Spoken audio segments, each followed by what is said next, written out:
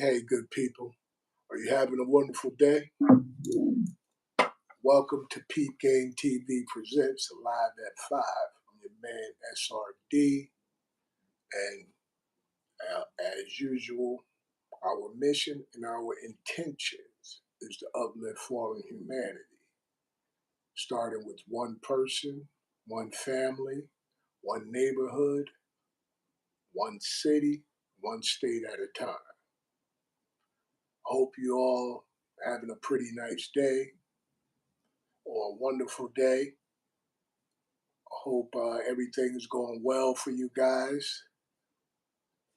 And here we are again on a Thursday, coming together to discuss us, our issues, whatever issues we have. And when I look at our issues, you know, our issues can be repaired. There's really nothing that we go through that really we are unable to repair. It's just a matter of being able to put what's going on in the proper perspective. I was working on a video today and I was working on cheating. And, you know, basically the video is, what is cheating? How do we really define cheating? Some say it's anything that you do without letting another person know that you're doing it, such as if you're texting another person, if you're on the phone with another person, if you're going out to dinner with another person. Now, basically, I really don't know. I mean, I've been called to cheat, I've been told that I cheat. My wife and I still have issues over her saying that I cheated before. You know what I mean? And when you look at it as, okay, a person has done something that they wanted to do. And when you do something you want to do, how do should inform the person that you're with, look, I met somebody, I'm going out to eat, and I'm going to call them, should you do that? And if you do that, what is the response? What is usually the response that you get when you do tell them what you want to do? You know, because I think that what has happened to us is that we as a people have been indoctrinated with a lot of European psychology, European ways of life. And this is why we as a people have a lot of difficulty navigating to try to get on the same page with each other because most of our traditions and our cultural background is not our own. Because and how could it be? How could our cultural traditions and background be our own when we are not even operating as the people that we are? We are not even operating as our nationality. We're not operating as Moroccan Moors. We're operating as Blacks, African Americans, and Americans. So, how can we actually define who we are or what we actually should be doing or what is actually cultural to us as a people? As I said, you know, cheating. We go through uh, significant hardships over doing something you want to do. Because my thing is, if men and women are not able to just casually connect and really, my belief, my personal belief, my personal thought is really be able to be friends, then how do we actually learn about each other? Because when you're in a mode of trying to hook up with somebody, trying to build a relationship with somebody, unfortunately, you're not going to be as comfortable and as open in most cases as you would if there was no attraction and there was just a total friendship. So, this is why I think that many of us, as men and women, run to the same sex to try to get answers that we need to be running to the opposite sex to get. That's something that I think we need to actually, work on or work towards. And I'm speaking on this particular issue because even after we completely establish our government, we're still going to have to deal with each other as far as being in relationships with each other, as far as, if marriages or just boyfriend and girlfriend, you know, or man and woman.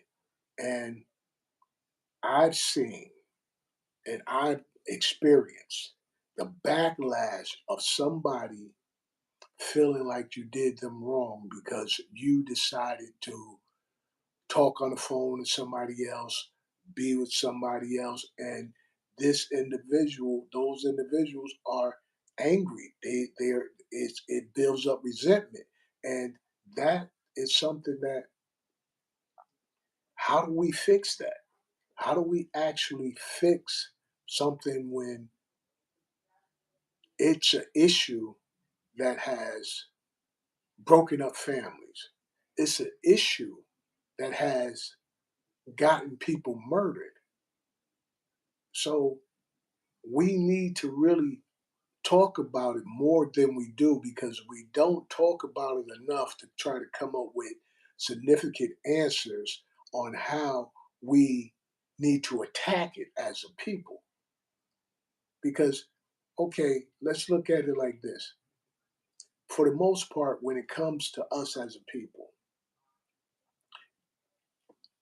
from my view, just from my family alone, there are more women than men.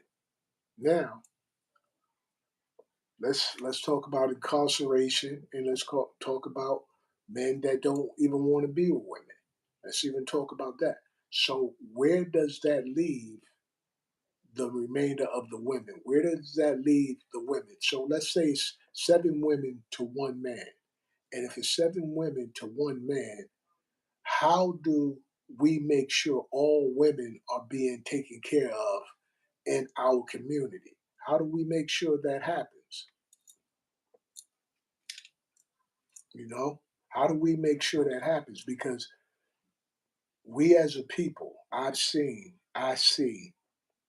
that somehow we have become so selfish that it's about what we want and it doesn't matter what anyone else wants or what anyone else thinks. And when you're doing it like that, when you're dealing with people and you don't care how other people think, and this is along the line with being, you know, unfaithful or whatever, because yeah, you want to be aware of a person's feeling, but it's also is something I believe that needs to be reciprocated. It's also something that I think needs to be addressed. It's something that needs to be addressed. Whatever your thoughts are, share them with me. Share them with me because I really want to know because I really think that infidelity and cheating is a big issue that we need to, as a people, come up with a solution to make it better. You know what I mean? We may not be able to fix it, and maybe we will, but I think it's something that's worth uh, negotiating or speaking on further and getting better insight to, so that we can, we can deal with it. We can deal with it on a level of how it's going to be beneficial to us. Okay, now let's talk about what's going on with us as a nationality. Now, right now, as we speak, there are individuals who are working diligently to put together laws that will help us, as a people.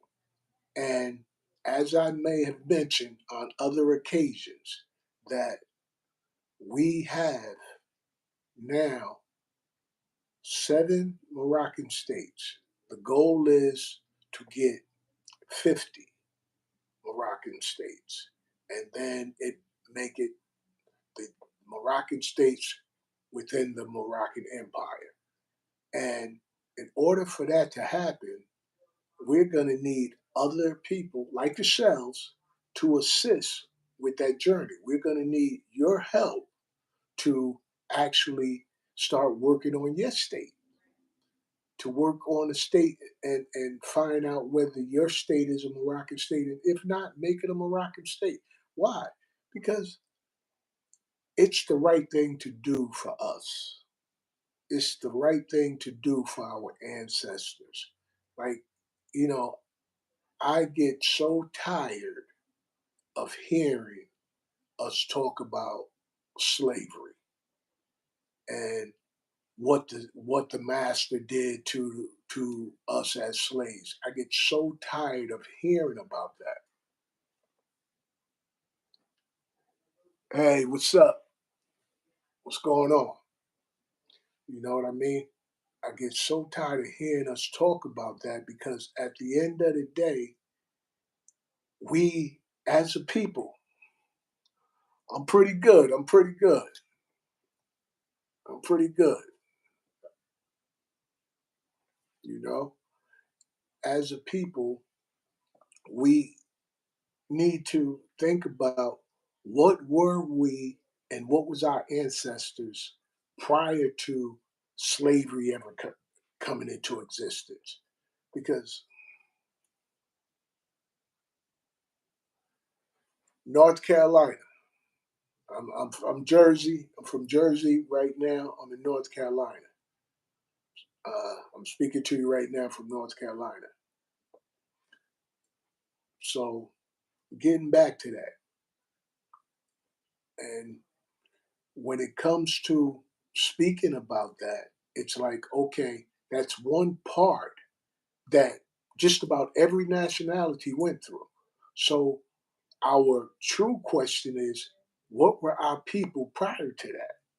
And that's where our Moroccan ancestry come in, because that's what we were prior to that. And that's where we want to get back to. We want to get back to before we were actually colonized by a foreign country. What were we like then? What were we like when we governed ourselves? So now that's what I look at, that we govern ourselves, and it doesn't mean that we are against other people. We're not against any other people. Why?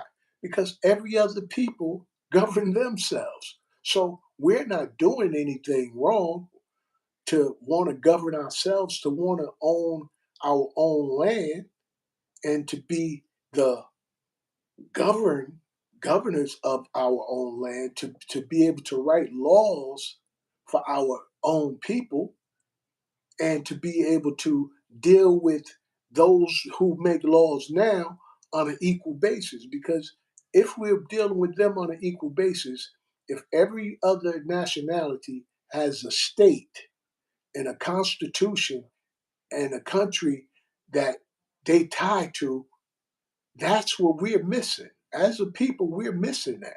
We're missing a state and a constitution that represents us. So that's the goal. That's the goal, to get another 43 states so that we can have 50 states and we can be on an equal playing field with America. But the only difference is, because of the 1786 and the 1836 Peace and Friendship Treaty. And look what it says. It says peace and friendship. So we're not trying to uh, be violent or belligerent with American people. We want to live in peace and friendship. And it's been difficult to build that friendship and have that total peace because we haven't had the authority over our own lives. When you think about us not being able to teach our culture, teach about us, for us to be able to, if a governor is in another state, a governor has the right to say, you can't teach Black history, okay? You can't teach Black history. So if you can't teach Black history, how do you learn about your people? Because you are now at a disadvantage because you're learning European history, but you're not learning your own history. And at the end of the day, this is just one of the reasons why we need to make sure that we, one, claim our true identity, because by claiming our true identity, as I said yesterday, we become a party to a contract that our ancestors had between America and us. And that's what we've been missing. We've been trying to fix our problems by going to the very people who are greatly responsible for a lot of them. You know what I mean? Who policies put us at a disadvantage. Let's think about the Jim Crow time. Let's think about all of the times where us as a people, as African Negroes, and we couldn't do certain things because certain policies and certain laws were put in place that prohibited us to do these certain things. So if laws and policies prohibited us from being able to do certain things, which and still does now prohibit us from doing certain things, then wouldn't it be to our benefit to put together our own government and then put laws disputing the laws that has been holding us back, the laws that has put limitations on us, like owning our own bank? Why shouldn't we own our own bank? Why shouldn't we have a bank in each state? Or let's even get it even better, a bank for each city for our people. Why shouldn't we? We've been here long enough that that's something that would be ideal, because plenty of times I myself has felt discriminated against when it comes to banks and interest rates and things of that nature. Because ultimately, we need political, economic, social, and cultural freedom and power. And right now, we don't have political power. So if we don't have political power, those who have political power gets to dictate how the economics and the resources are distributed in the land. So because we don't have that, we get less than we deserve because at the end of the day and in the beginning of the day, the Europeans have been taking care of the Europeans, and I'm not mad at them. I'm not mad at them doing what they do because I believe family should take care of family, and we are tribes of people.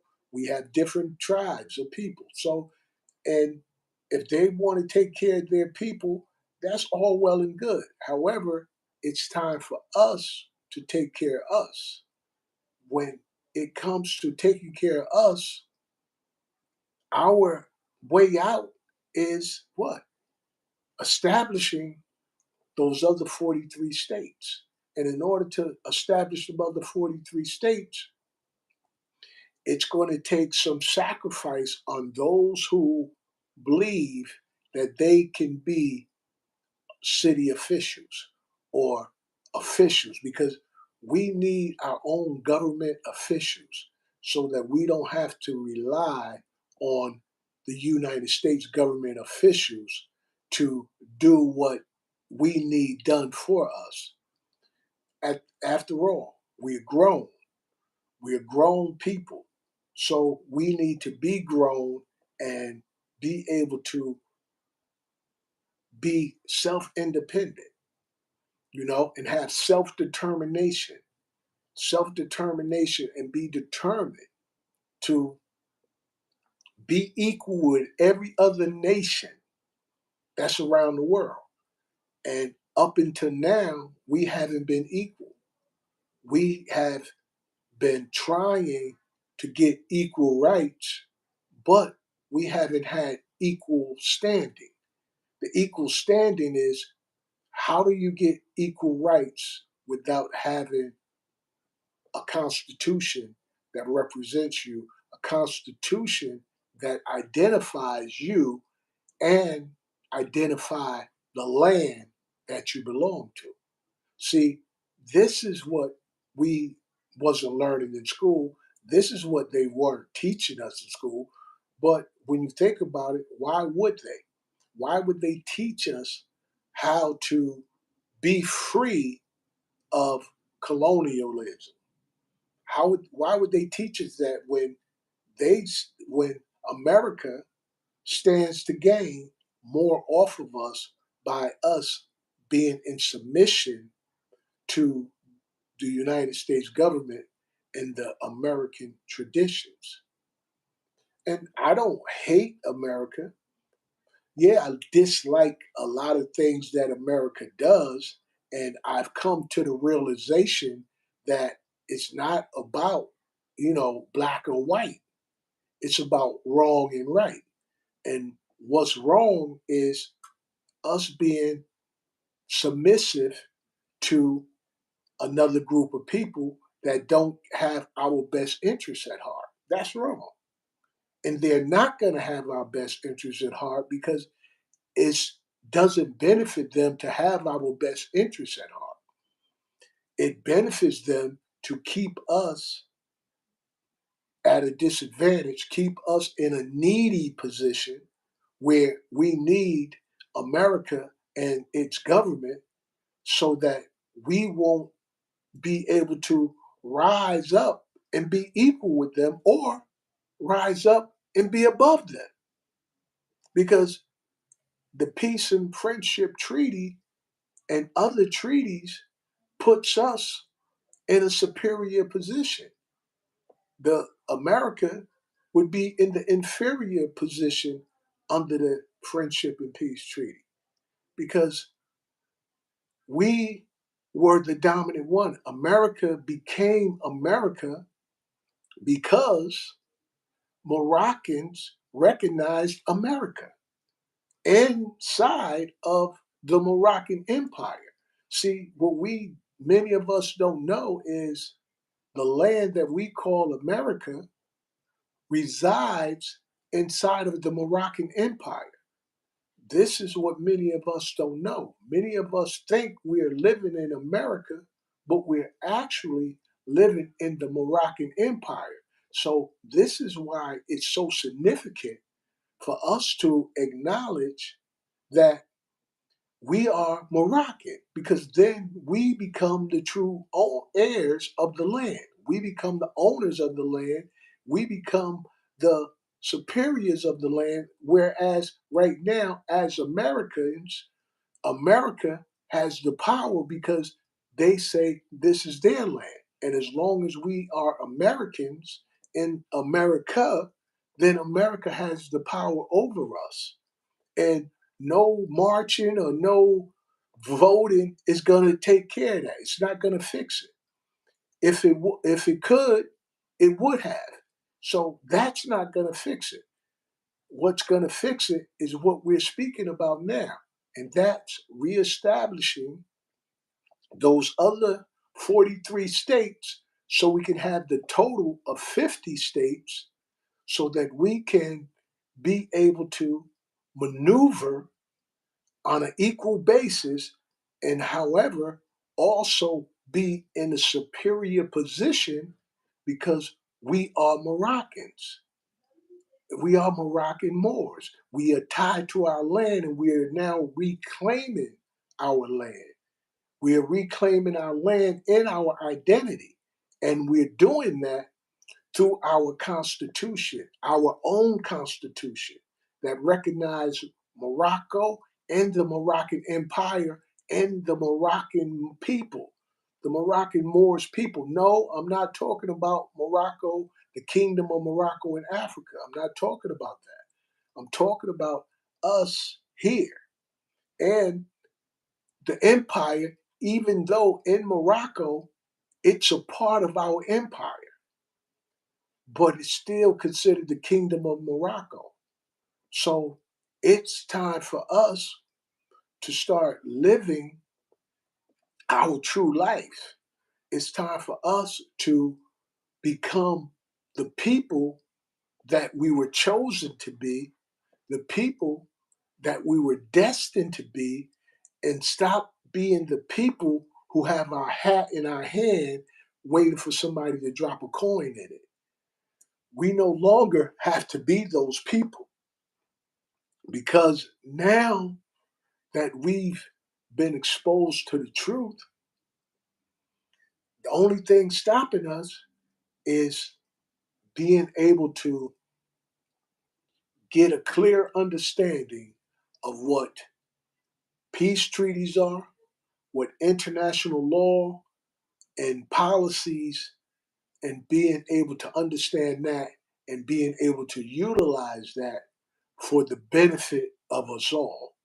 For the benefit, remember, by becoming a Moroccan Moor, you get recognized by your state. You get recognized by the state and the constitution that recognizes you.